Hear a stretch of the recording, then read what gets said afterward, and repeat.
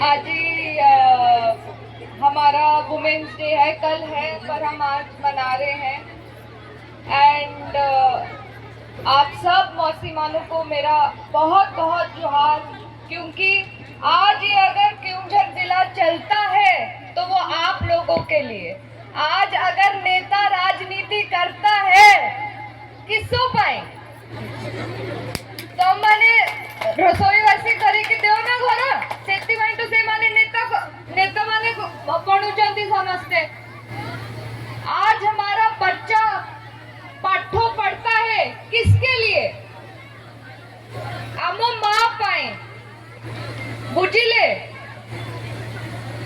मो बेसी कथा कोई भी नहीं। मो क्योंझर रे गोटे जिनसो देखी ची ता विषय रे मो कोई भी क्योंझर रे मो देखी ची मते 7 वर्ष हेलाणी एठी।